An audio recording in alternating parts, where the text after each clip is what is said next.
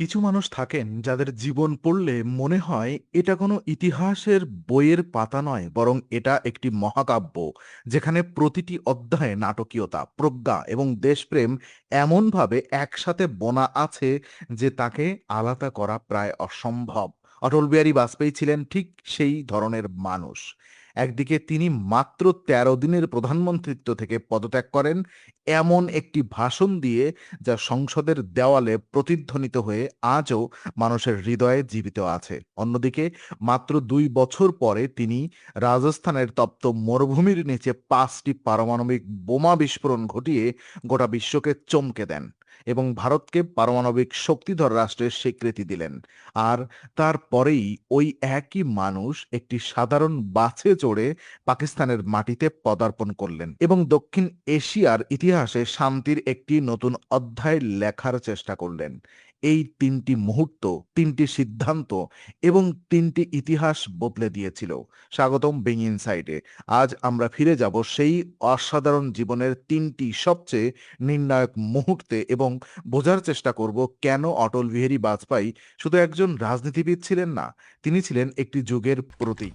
শুরুর কথা, কবির হৃদয়ে রাজনীতির আগুন। ১৯২৪ সালে ২৫ ডিসেম্বর মধ্যপ্রদেশের গোয়ালিয়রের এক মধ্যবিত্ত পরিবারে জন্মগ্রহণ করেন অটল বিহারী বাজপেয়ী এবং তার এই জন্ম তারিখটি যেন একটি প্রতীকী সংকেত ছিল। কারণ ক্রিসমাসের দিনে জন্ম নেওয়া এই মানুষটি সারা জীবন একটি এমন রাজনৈতিক দলের প্রতিনিধিত্ব করলেন যাকে অনেক উপহারের মতো অপ্রত্যাশিত বলে ভাবতেন। তার বাবা ছিলেন একজন শিক্ষক এবং সেই পরিবারের পরিবেশই বাজপেয়ীর মধ্যে একটি অনন্য সংমিশ্রণ তৈরি করেছিল। একদিকে কবিতার প্রতি গভীর ভালোবাসা, অন্যদিকে দেশের প্রতি অসাধারণ দায়িত্ববোধ, এবং এই দুটো বৈশিষ্ট্য মিলেই তৈরি হয়েছিল এমন একজন মানুষ যিনি পার্লামেন্টে দাঁড়িয়ে এমনভাবে কথা বলতেন যে প্রতিপক্ষের সদস্যরাও নীরব হয়ে শুনতেন। আরএসএস এর কাজে যোগ দেওয়ার পর থেকে তার রাজনৈতিক যাত্রা শুরু হয়েছিল এবং ১৯৫১ সালে ডক্টর শ্যামাপ্রসাদ মুখোপাধ্যায়ের সাথে মিলে তিনি ভারতীয় জনসংঘ প্রতিষ্ঠায় গুরুত্বপূর্ণ ভূমিকা পালন করেন, যে দলটি পরবর্তীতে ১৯৮০ সালে বিজেপিতে রূপান্তরিত হয়। কিন্তু বাজপেয়ীর আসল পরিচিতি তৈরি হয়েছিল তার অসাধারণ বাগ্মিতায়, তার কবিতায় এবং তার সেই বিরল ক্ষমতায়, যা দিয়ে তিনি বিরোধী পক্ষের সাথেও মানবিক সম্পর্ক বজায় রাখতেন। এবং ঠিক এই কারণেই তাকে বলা হতো অজাতশত্রু, অর্থাৎ যার কোনো শত্রু জন্ম নেয়নি। তার প্রথম সিদ্ধান্ত ১৩ দিনের সরকার এবং সেই ঐতিহাসিক ভাষণ। ১৯৯৬ সালের মে মাস লোকসভা নির্বাচনে বিজেপির সর্বোচ্চ আসন পেয়েছিল, কিন্তু একক সংখ্যাগরিষ্ঠতা ছিল না। তাই রাষ্ট্রপতি শঙ্কর দয়াল শর্মা বাজপেয়ীকে সরকার গঠনের আমন্ত্রণ জানিয়েছিলেন এবং সংসদে সংখ্যাগরিষ্ঠতা প্রমাণের জন্য ২ সপ্তাহ সময় দিয়েছিলেন। ১৫ মে ১৯৯৬ সালে তিনি প্রধানমন্ত্রী হিসেবে শপথ নিলেন এবং তারপর শুরু হলো সংখ্যা মেলানোর এক অসাধ্য সাধনা। কারণ কংগ্রেস এবং বামপন্থী দলগুলো বিজেপিকে সমর্থন দিতে রাজি ছিল না। আঞ্চলিক দলগুলো নানা শর্ত দিচ্ছিল এবং বাজপেয়ী বুঝতে পেরেছিলেন যে সংখ্যা মেলানো সম্ভব হবে না।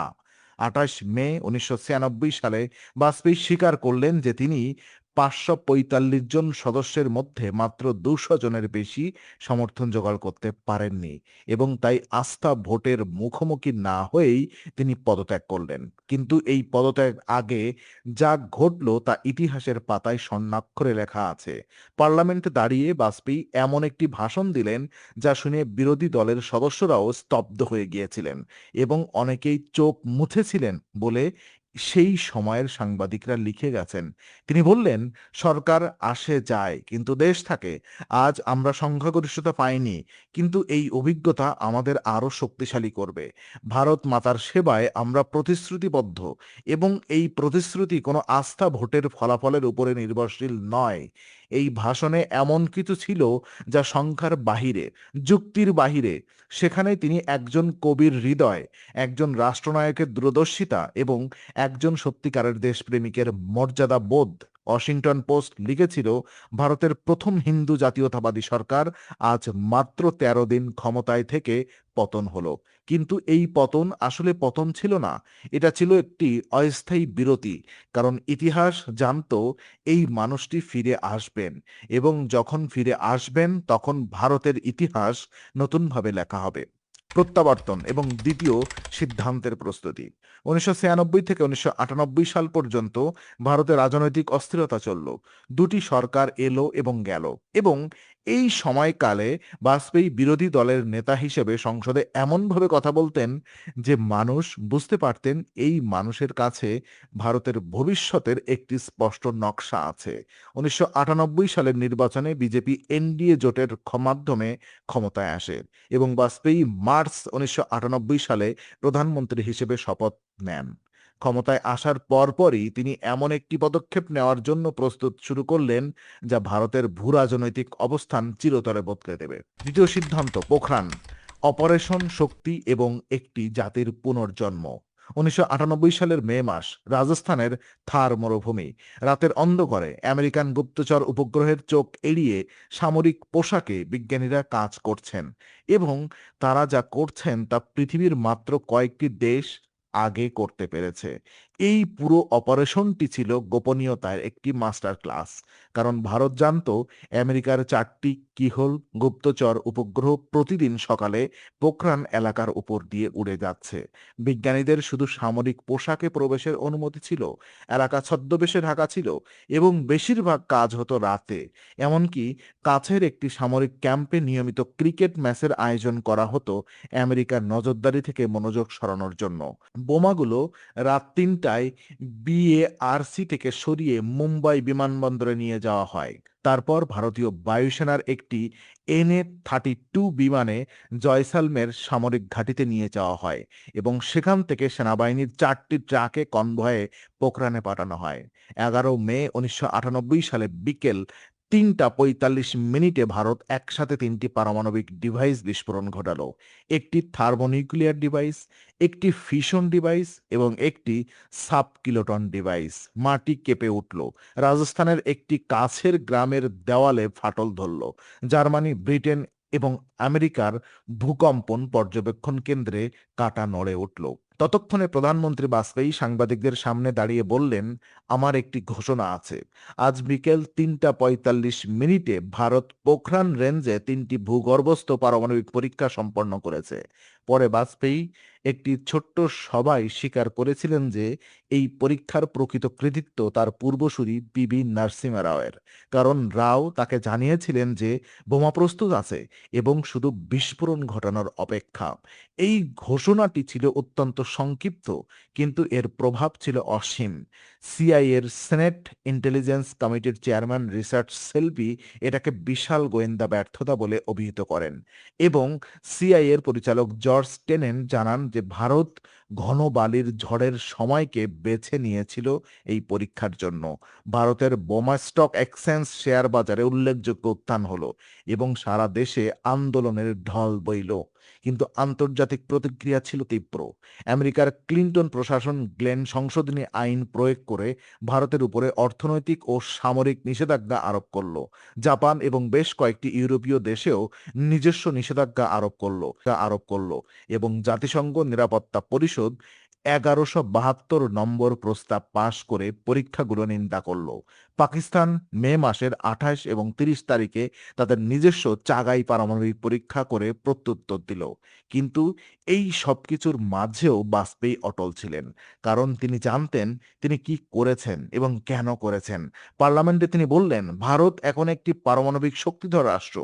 এই ৪ শব্দের বাক্যে ঘোষিত হলো দক্ষিণ এশিয়ার নতুন বাস্তবতা, যে বাস্তবতা আজও এই অঞ্চলের ভূ রাজনীতির ভিত্তি হয়ে দাঁড়িয়ে আছে। তৃতীয় সিদ্ধান্ত কি? লাহোর বাস যাত্রা এবং শান্তির স্বপ্ন। এখন যে সিদ্ধান্তটি কথা বলবো সেটা সবচেয়ে অপ্রত্যাশিত এবং সম্ভবত সবচেয়ে সাহসী। যিনি মাত্র কয়েক মাস আগে পারমাণবিক বোমা বিস্ফোরণ ঘটিয়েছেন এবং পাকিস্তানকে প্রকারান্তে চ্যালেঞ্জ জানিয়েছেন, সেই একই মানুষ এবার পাকিস্তানের সাথে শান্তির পথ খুঁজতে চাইলেন, এবং সেই পথ খোঁজার জন্য তিনি বেছে নিলেন সবচেয়ে সরল, সবচেয়ে মানবিক একটি প্রতীক, একটি সাধারণ বাস। 1998 সালে কলম্বোতে সার্ক সম্মেলনে বাজপেয়ী এবং নওয়াজ শরীফ উভয়ই আলোচনার মাধ্যমে সম্পর্ক উন্নয়নের বিষয়ে প্রতিশ্রুতি দিয়েছিলেন, কারণ উভয় দেশের পারমাণবিক পরীক্ষার পর আন্তর্জাতিক সম্প্রদায়, বিশেষত আমেরিকা, উভয় নেতার উপর প্রচণ্ড চাপ সৃষ্টি করেছিল যাতে তারা সুপ্রতিবেশী সম্পর্ক স্থাপন করেন। এরপর ঘোষণা হলো দিল্লি লাহোর বাস সার্ভিসের, যার আনুষ্ঠানিক নাম ছিল সদাই সওদার, অর্থাৎ সীমান্তের ডাক। 19 ফেব্রুয়ারি 1999 সালে অটল বিহারী বাজপেয়ী অমৃতসর থেকে লাহোরগামী উদ্বোধনী বাসে উঠলেন এবং প্রায় 30 মিনিটে ভারত পাকিস্তান সীমান্তের আটারি ওয়াগা পয়েন্ট পৌঁছালেন। এই বাসে তার সাথে ছিলেন দেবানন্দ, জাভেদ আখতার, কপিল দেব, কুলদীপ নায়ার এবং অনন্য বিশিষ্ট ভারতীয়রা, যারা একটি বার্তা বহন করছিলেন যে এই যাত্রা শুধু সরকারি নয়, এটা মানুষ থেকে মানুষের যোগাযোগ। ওয়াগা সীমান্তে নওয়াজ শরীফ নিজে তাকে স্বাগত জানালেন এবং লাহোর পোর্টে একটি ভোজসভায় দুই নেতার মধ্যে ঐতিহাসিক আলোচনা শুরু হলো। বাজপেয়ী মূলত শুধু সীমান্ত পার হয়ে শরীফের সাথে দেখা করে ফিরে আসার পরিকল্পনা করেছিলেন, কিন্তু শরীফ তাকে থেকে লাহোর দেখার আমন্ত্রণ জানিয়ে বলেছিলেন, "দার তক আয়ে হো, ঘর নেই আওকে", অর্থাৎ দরজা পর্যন্ত এলে ঘরে আসবে না। এই মানবিক আমন্ত্রণে বাজপেয়ী রাজি হলেন এবং তিনি লাহোরে গেলেন, মিনারি পাকিস্তান পরিদর্শন করলেন, আলামা ইকবালের মাজারে গেলেন এবং গুরুদ্বারা দেরা সাহিবেও গেলেন। লাহোরে পৌঁছে বাজপেয়ী বললেন, "আমি আমার সেই দেশবাসীদের শুভেচ্ছা এবং আশা নিয়ে এসেছি যারা পাকিস্তানের সাথে স্থায়ী শান্তি ও সম্প্রীতি চান। আমি সচেতন যে এটি দক্ষিণ এশিয়ার ঐতিহাসিক একটি নির্ণায়ক মুহূর্ত"। 21 ফেব্রুয়ারি 1999 সালে দুই প্রধানমন্ত্রী ঐতিহাসিক লাহোর ঘোষণার স্বাক্ষর করলেন, যেখানে উভয় দেশ পারমাণবিক অস্ত্রের আকস্মিক বা অননুমোদিত ব্যবহার এড়ানোর এবং দ্বিপাক্ষিক বিরোধ শান্তিপূর্ণভাবে সমাধানের প্রতিশ্রুতি দিল। সারা বিশ্ব এই মুহূর্তকে দক্ষিণ এশিয়ার ইতিহাসের একটি যুগান্তকারী পদক্ষেপ বলে অভিহিত করল। কিন্তু ইতিহাস সবসময় সুন্দরভাবে শেষ হয় না। যেদিন বাজপেয়ী লাহোর থেকে ফিরলেন, সেদিন পাকিস্তানের সেনাপ্রধান জেনারেল পারভেজ মুশারফ একটি হেলিকপ্টারে পাকিস্তান অধিকৃত কাশ্মীরে উড়ে গেলেন এবং তিনি তার সেনাদের সংকেত দিচ্ছিলেন যাতে তারা লাহোর ঘোষণার ফাঁদে না পড়ে এবং কার্গিলে চলমান অনুপ্রবেশ অভিযান চালিয়ে যায়। মোশাররফ লাহোরে বাজপেয়ীকে অভ্যর্থনা জানাতে আসেননি, পাকিস্তানের 3 সামরিক প্রধানের কেউই আসেনি, এবং এটা ছিল একটি সংকেত যা তখন অনেকেই বুঝতে পারেননি। কিন্তু মাস পর 1999 সালের মে-জুলাই মাসে কার্গিল যুদ্ধ শুরু হলো এবং বোঝা গেল লাহোর ঘোষণার সময়েই পাকিস্তানের সেনাবাহিনী ভারতের ভূমিতে অনুপ্রবেশ শুরু করে দিয়েছিল। বাজপেয়ীর শান্তির স্বপ্ন ভেঙে পড়ল, কিন্তু তিনি সেই যন্ত্রণাকে আবেগে পরিণত করলেন না, বরং তিনি দৃঢ়ভাবে কার্গিলে ভারতীয় সেনাবাহিনীকে সমর্থন করলেন এবং ভারত শেষমেশ সেই যুদ্ধে বিজয়ী হলো। এই মানুষটির মহত্ব ছিল এখানেই, তিনি একই সাথে শান্তির জন্য হাত বাড়াতে পারতেন এবং প্রয়োজনে সেই হাত মুষ্টিবদ্ধ করতেও পারতেন। এবার একটু দূর থেকে তাকানো যাক, 3টি সিদ্ধান্তের মানে ইতিহাসের দৃষ্টিতে কি আছে। 13 দিনের সরকার পড়ে যাওয়া বাজপেয়ীর জন্য কি সত্যি পরাজয় ছিল? না, কারণ সেই মুহূর্তে তিনি যে মর্যাদার সাথে পদত্যাগ করেছিলেন এবং পার্লামেন্টে যে ভাষণ দিয়েছিলেন, তা তাকে একটি নৈতিক কর্তৃত্ব দিয়েছিল যা পরবর্তীতে তার দীর্ঘ শাসনের ভিত্তি হয়ে উঠেছিল। পোখরানের পারমাণবিক পরীক্ষা কি শুধু একটি সামরিক সিদ্ধান্ত ছিল? না, কারণ এটি ছিল একটি কৌশলগত এবং দার্শনিক ঘোষণা যে ভারত বিশ্বের কাছ থেকে স্বীকৃতির জন্য অপেক্ষা করবে না, বরং নিজের শক্তিতে বিশ্বের সাথে সমান মর্যাদায় দাঁড়াবে। এবং লাহোরে বাস যাত্রা কি একটি ব্যর্থ উদ্যোগ ছিল কারণ তারপরে কার্গিল যুদ্ধ হয়েছিল? না, কারণ সেই যাত্রা প্রমাণ করেছিল যে ভারতের নেতৃত্ব শান্তির প্রতি সততার সাথে প্রতিশ্রুতিবদ্ধ ছিল, এবং যদি সেই শান্তি ব্যর্থ হয়ে থাকে তাহলে তার দায় অন্য পক্ষের, ভারতের নয়। বাজপেয়ী এবং তার উত্তরাধিকার। 2004 সালে বাজপেয়ী সরকার নির্বাচনে হেরে গেল এবং তারপর ধীরে ধীরে তার স্বাস্থ্যের অবনতি হতে থাকলো। 2018 সালের 16ই আগস্ট 93 বছর বয়সে তিনি চলে গেলেন। কিন্তু তার চলে যাওয়ার পরে একটি অসাধারণ ঘটনা ঘটল। পাকিস্তান, যে দেশটি ভারতের সাথে সবচেয়ে জটিল সম্পর্কে আবদ্ধ, সেই দেশের মানুষ তার মৃত্যুতে শোক প্রকাশ করল এবং তার নিজের লেখা একটি কবিতার লাইন উদ্ধৃত করল, যা হয়তো তার সমগ্র জীবনের দর্শনকে সবচেয়ে ভালোভাবে বর্ণনা করে। হাম জং নেই হোনে দেঙ্গে, আমরা যুদ্ধ হতে দেব না। একজন হিন্দু জাতীয়তাবাদী দলের সর্বোচ্চ নেতা, যিনি পাকিস্তানের সাথে যুদ্ধের বিরুদ্ধে লিখেছেন। এই সব বিরোধিতাই বাজপেয়ীর মহৎ। অটল বিহারী বাজপেয়ী আমাদের শেখালেন যে একজন প্রকৃত রাষ্ট্রনায়ক একই সাথে শক্তিশালী এবং সহমর্মী হতে পারেন। একই সাথে নিজের দেশের নিরাপত্তার জন্য কঠোর সিদ্ধান্ত নিতে পারেন এবং প্রতিবেশীর সাথে শান্তির জন্য হাত বাড়াতে পারেন।